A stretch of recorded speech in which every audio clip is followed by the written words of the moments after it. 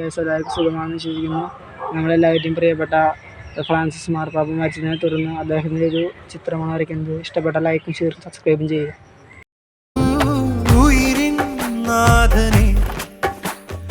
ഉലകിൻ നാദിയേ